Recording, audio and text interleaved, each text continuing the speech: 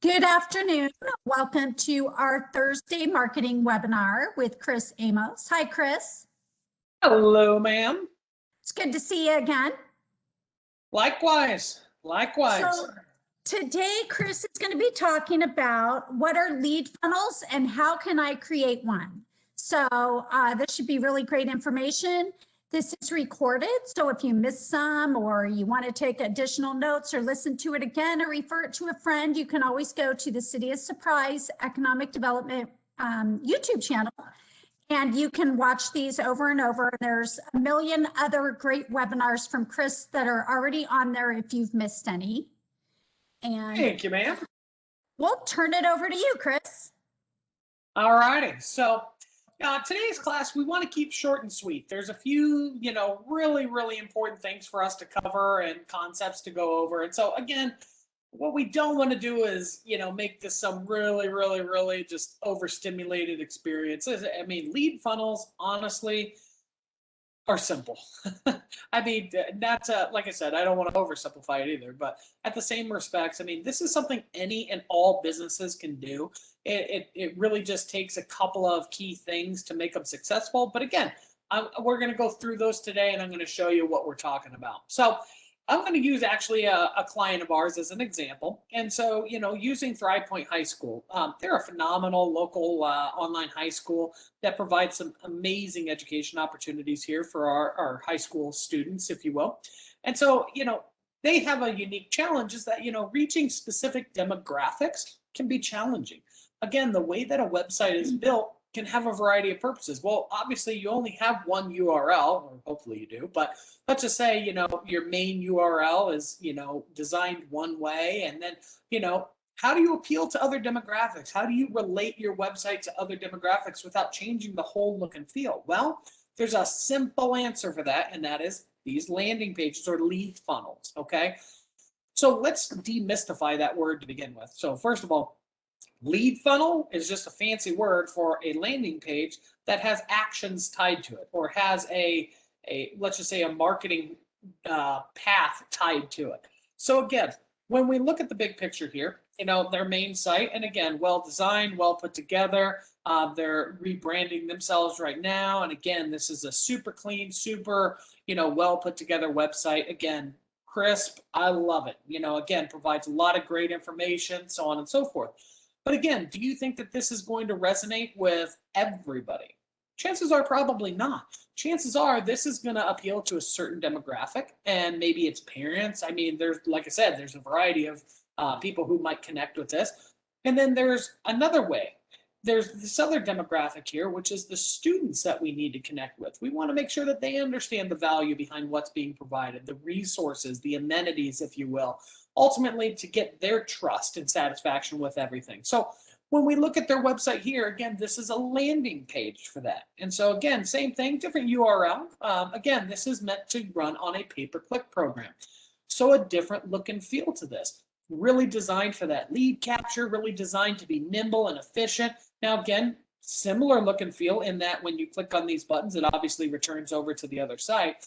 But again, this is purpose built. This is designed to make sure that, again, we can provide a very efficient, very effective user experience. And again, the most important thing is the lead capture. So let's talk about this lead capture thing, because essentially this is what makes a funnel, right? Okay, so a funnel, you're taking something that is very broad, and again, we'll use this as an example.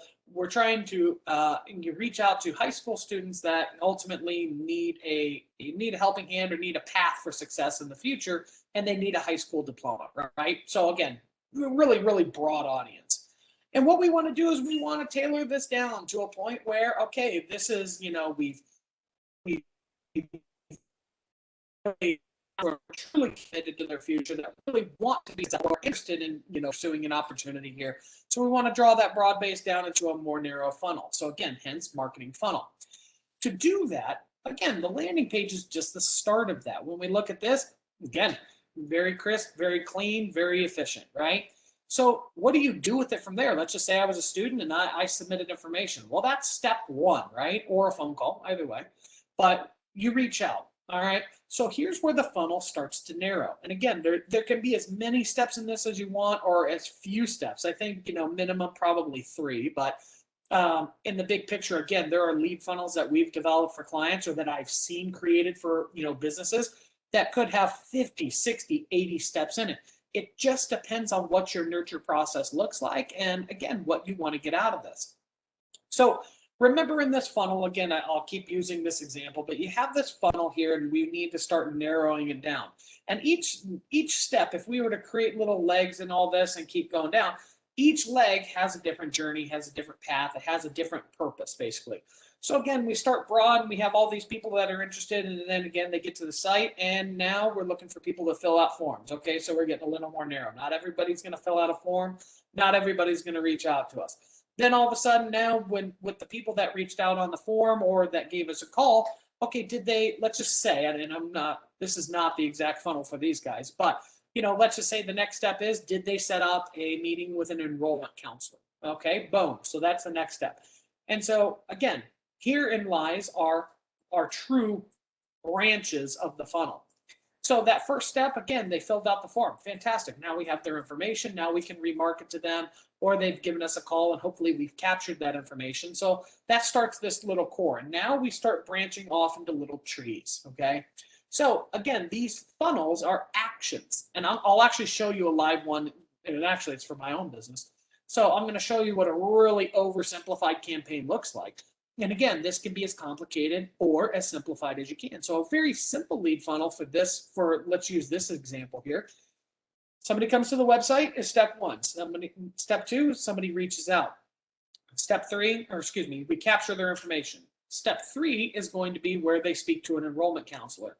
Step 4 is going to be dictated by, did they actually meet with the enrollment counselor or did they not? And then that little tree, that little branch takes you to step 5, 6, 7, 8, whichever one it is. And so these funnels take you on journeys.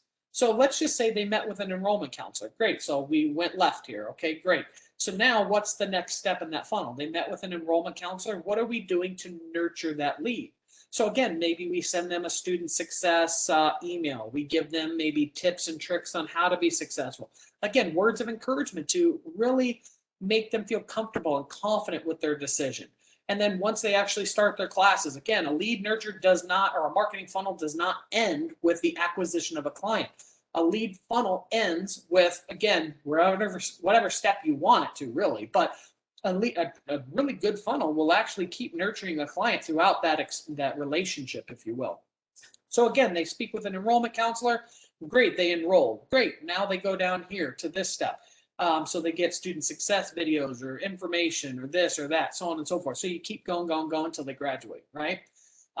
Let's just say they didn't enroll. Okay, so why didn't they enroll? You could have multiple funnels in this. Did they not enroll because the cost? Did they not enroll because of the lack of flexibility? Did they not enroll because they weren't ready? Are they not old enough? Are they too old? Or whatever it is.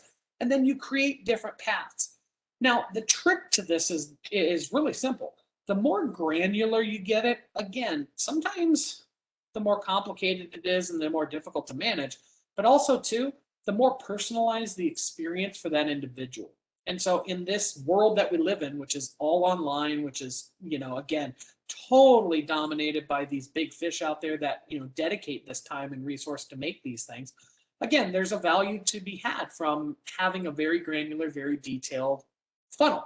Now, if you don't have the time or maybe the expertise, you can really simplify a funnel by just keeping it simple. Step 1, 2, and 3. Step 1, they came to the website. Step 2, you captured the information. Step 3, that information went into the CRM, and maybe you just start a chain of emails, okay?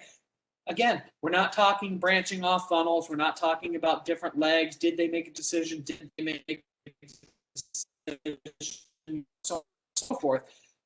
Those are great examples for larger companies that, again, have multiple paths and they really, really, really nurture those clients and nurture those leads. I always tell businesses, let's grow into those type of things. Again, for clients that aren't familiar with these, who haven't done these before, start with the basics. Landing page, okay? Lead capture. Very, very, very simple things to do. What you do with it from there, again, So we have a lead capture that needs to go into a CRM. Now, again, this is our CRM. So, again, you're going to see we divide things between leads, contacts, accounts, so on and so forth. So we have a very segmented CRM here. Again, leads will get certain emails, and it's designed to make sure that they get the right user experience. Now, is it overly complicated? Absolutely not. Again, down the road, I probably will do that. But for right now, our lead funnel is super, super, super simple. When you look at this, and again, this is the automation. So we'll just look at some regular campaigns here. So we just have, and I apologize, internet's a little slow right now. So you can see a little general workflow. And so again, I'm going to show you, let's just do new client workflow. Here's a follow-up workflow that we have set up. Again, this way more complicated than what I'm suggesting. But again, when you look at this, again, lead comes in, 1 hour delay, they get message one. Message one, maybe just a welcome email, maybe just tells them a little bit about the company, so on and so forth. Boom, okay. 3-day delay, they get message, in this instance, 3. So message 3, says X, Y, and Z, boom. Now we come all the way back over here. And again, let me get rid of that. So online list entry, this was the new client. So 1 hour delay, then they get a message, 3-day delay, they get a message. So again, you can see these different funnels that come in and how they're gonna, these different lead attributes that they're going to get in email communications at certain intervals for certain reasons. Again, this is a really, believe it or not, I mean, it may look complicated, but this is actually really simple. Lead comes in, we set up in the system a delay. We just tell it a time frame. Hey, wait 1 day, okay, or 1 hour in this instance. Okay, boom, it comes over here. Now they get the email, boom, 3-day delay, okay, boom, comes over here, message 3. Next thing you know, delay, another 2-day delay, then they get another message. Then 5-day delay, they get another message. And then 10-day delay, they get another message. So we have these intervals set up for a new client, and I can tell you what these are. Each one of these emails, this is a welcome email right here. Really simple, welcome them to the family. In 3 days, we have a little email that goes out that really talks to how to, the value of communication and clients, responding as quickly as possible, and how, we dedicate the time and effort, necessary to schedule a meeting, blah, blah, blah, all this fun stuff. 2-day delay, next thing you want to do, or what I want to do, I want to understand what a client's onboarding experience is like. So I have an email that goes out that asks them for a real quick survey. Again, 5 questions. What has their experience been? That way, again, we can find opportunities and I can fix my onboarding process. 5 days after that, again, general update that goes out. Hey, here's where we're at with everything. And again, where this may be automated, it encourages them to log into their dashboard, check everything, so on and so forth, and go from there. And then 10 days after that, we remind them, because now we've gotten really 3, 4, 5, 10 days in. We're coming up on the 30-day mark where we meet with our clients every 30 days. So we have a reminder to schedule a meeting with us. So again, we can go over the strategy. So again, this is just my workflow here for a very simple new client. This could be extremely extensive, and I have clients that we have 20 or 30 communications built out, now mine happen to be email. You can automate a variety of things. If you have, let's just say you can put whatever you want here. It's actually very simple to set these things up. But you can have touch points where maybe an email comes to you to remind you to follow up with Bob Smith.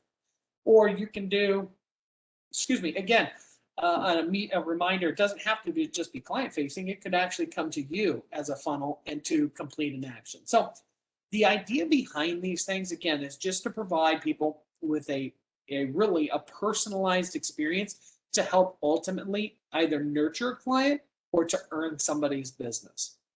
So again, I know that's a lot of information. That's a lot of stuff to cover, and I'm sure it's confusing to a certain extent. And so to really go through your particular situation, and this is what I would really encourage you to do. Funnels are difficult to maybe explain on a training session, but give us a call. I promise you, no sales pitches. We will literally teach you how to, and again, we can talk now. This is, we use Zoho as our CRM, but if you have a different CRM, we can show you that. There are companies out there that that's all they do is lead funnels. Now, I do put a little asterisk out there as a word of advice or caution, is that just because a company does that stuff, as, you know, their forte does not necessarily mean that it's in your best interest. A lot of times you'll find companies out there. So again, this is you just doing your due diligence. There are companies out there that have amazing software that do amazing things. And again, they charge an amazing price for that. So just remember, don't get caught up in, you know, some of the craziness with that. Really look at what type of, what are they really doing for you? Is it a do-it-yourself program, or do they set it up for you and manage it? You want to look for those things. But I tell you, for most small businesses out there, it's easy enough to set up your own by simply coming out. Again, either creating a landing page. Now, we happen to register a separate URL for this. You don't have to. You can create a landing page within your own website. We could come up here and I could go to, you know, curriculum, or maybe even not even have a page listed here. I could have a page on the back end of the website that, again, talks about whatever it is I want to talk about. So, like I said, there's tons and tons and tons of opportunity with this. The thing is, really make it your own. Make it as personalized as possible, because that's what's going to earn somebody, that's what's going to earn you somebody else's business. That's what's going to convince them that, you know, again, depending on the communication, that you're a trusted authority in the matter. And these things are designed to reinforce the message that you want to say. I will also add in a couple little pro tips in here. When you're developing these, really, again, the easiest way to equate this, or the easiest way to explain this, is simple. You want to make sure that you're reinforcing values that you share with clients or potential customers on your initial visits. So we're talking more to a consulting type business, you know, maybe an insurance agent here, you know, obviously in marketing, stuff like that. If I was a contractor, I can still do lead funnels. I can still set these things up. It doesn't matter if somebody called in because their drain was plugged. You know what? I guarantee at that house, they got a water heater. And I guarantee if you really think things through, there are opportunities galore for this. The most important thing is to try and capture that client's information and get permission to send them information. I've seen some amazing companies out there. We'll pick on like an HVAC company. They send out air filter or filter change reminders. How cool is that? I mean, what an awesome way to keep your business top of mind to your target audience. Again, as an HVAC company, that air conditioner is going to break. It's Arizona. It just happens, right? You know, they don't last forever. You're going to need some type of maintenance, some type of repair. And imagine that 4 times a year, or however often, you know, somebody needs to change their air filters. Imagine them getting your business, emailing them, reminding them for that. Whether they delete it or not, it's irrelevant. They saw your business name. They saw that you sent that over. So again, there's a lot of value behind this stuff. Even if, you know, again, even if somebody doesn't read the email, I get a lot of clients that say, God, you know, my open rate's really low. And it's like, you know, I understand that, or I see that, you know, let's tune it up. But more importantly, let's look at the big picture and let's say, oh, look at how many people got my email. Look at how many people saw it, saw my business name. I mean, again, there's a lot of value behind that, not just from a branding perspective, but again, to keep your business top of mind. There's other ways to do funnels as well. Other ways that you can, like, again, Facebook, if you have social media, very, very simple, very, very easy to do a lead funnel off of Facebook. Again, you can run targeted campaigns that take them to specific landing pages. So again, I'm using this client as a perspective. We can easily use my website. And again, we offer a variety of different services. I can run specific ads on Facebook that may be for web design. And then I take them to a customized page on my website just for web design. And then from there, I have a little lead capture form like this, specific to web design, that might say, hey, give us your name, your website, competitors, or, you know, what's the most important thing to you about a website. Give them some drop downs or some engagement. You know, once you start to capture that information, they click submit. That's half the battle right there. I mean, that's truly one of the most valuable steps in really client acquisition as a whole, is just capturing that information. So again, think things through about how you can do this. Lead funnels are, again, I hope we've simplified them a little bit. I tell every client what it is that you do. I don't care if it's a Valpak coupon that, you know, you run. That's great. There's value in every form of advertising. I'm convinced of it. So when you look at a Valpak ad, why don't you run that Valpak ad? And hypothetical, let's just say it's my business. I might run, hey, sign up for go to our website for a free SEO review. And then I put a very specific URL on there. You know, maybe it's instead of my noboundaries.marketing, maybe it's nbmg.org, or well, I wouldn't use that, but just again, a specific URL. That way I can track all the traffic that came from specifically from that Valpak ad over to here. And then from there, when they submit that, maybe I'm going to send them out an email now. Maybe I'm going to send them, you know, a text message if they agreed to SMS. Like I said, there's tons of opportunity with that. But make sure as a business, if you're doing targeted advertising, again, make sure that you're creating these funnels so that you get the most out of it. Not just so that you can, again, acquire more clients, but more so for tracking. You can see what type of performance these ads have. And again, it's completely transparent to you because they're coming to your landing pages. They're setting these up. You're going to see a lot of marketing agencies start to do this because it's that important when it comes to investing your dollars in the right places. You know, this ultimately will really help you measure that value and get the most out of it. So again, those are just some, you know, tips. Every business is different. There's tons of different ideas that we can help you with. Again, we can give you advice on how to set it up, you know, what's recommended in terms of the number of emails, because truthfully, the difference between a contractor and a retail store and maybe an insurance agent, you know, like I said, they're going to vary so drastically. It's impossible for us to cover them here. But if you need that advice or you have any questions, please feel free to give us a call. Again, all sales pitches aside, we will literally provide you unbiased opinions. We can give you resources. There's a ton. I always tell people I'm a wealth of useless information. So please give us a call. Let us point you in the right direction. Let us help you. Ultimately, we're here to build a better community. So, Julie, I'll turn it back over to you. So, thank you, Chris. That was another amazing webinar. You always do have a lot of information to share, and it's all good because everybody, you know, we don't know what we don't know. So thank you. It simplifies it, and it, you know, somebody just doesn't get taken advantage of. I mean, you see it all too often out there, but truthfully, I mean, just a little bit of education can go a long way. And Chris, you educate.